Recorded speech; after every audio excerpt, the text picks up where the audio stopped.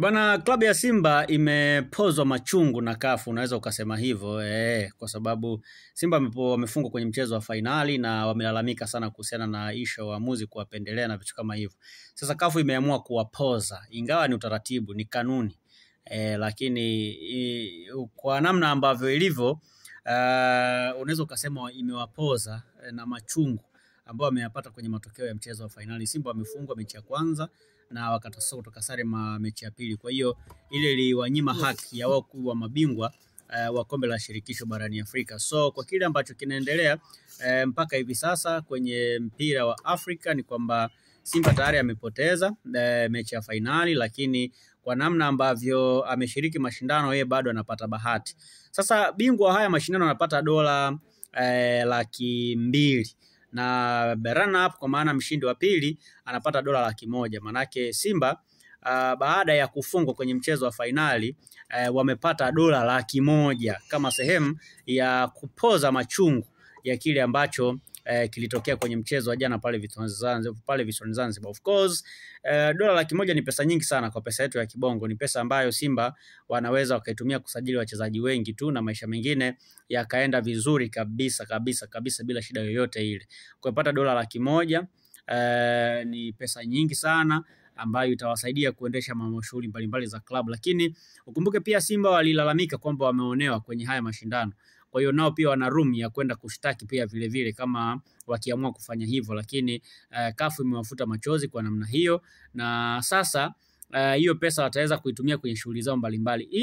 Hii pesa ni pesa ambayo kiutaratibu tu lazima Simba wangeipata. Hata kama wangekuwa mabingwa wangepata dola 200,000.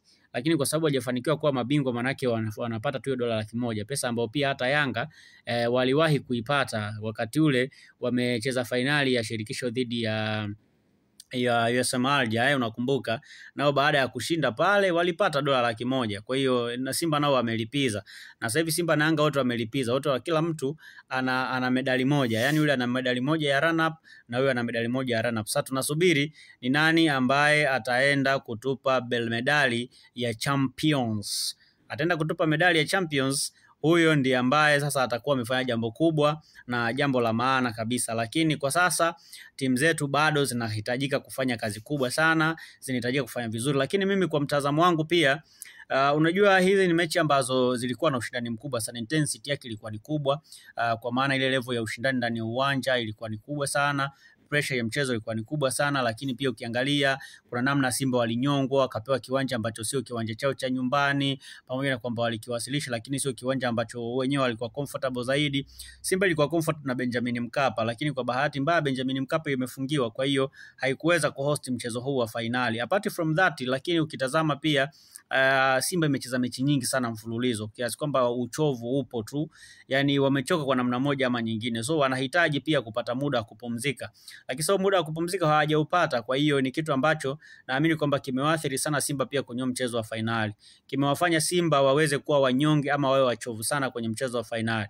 Lakini ambacho nakiamini kwamba hiyo dola 100,000 ambayo wameipata itawasaidia kwenye shughuli ndogo za klabu, kwenye mambo ya hapa na pale, na maisha mengine yataendelea. Hii ni pesa ambayo CAF imetoa na wataipata pesao kama ilivyo. Labda tu kama wana kesi za kulipwa fine za kupigwa fine na nini, hiyo pesa itakatwa juu kwa juu. Lakini mpaka sasa kwa mazingira jinsi yalivyo ni kwamba Simba atapata dola 100,000 na hiyo pesa wataitumia kwenye shughuli zao. Either wataitoa bonus kama kwa wachezaji au watafanyaje, ni jukumu la wao wenyewe ndio wataamua wafanye kitu gani, lakini pesa tayari ni ya kwao na ni pesa ambayo tayari itaingizwa kwenye akaunti zao, na muda sio mrefu wataenjoy pesa yao kutoka CAF ambayo wameipata kwa jasho lao.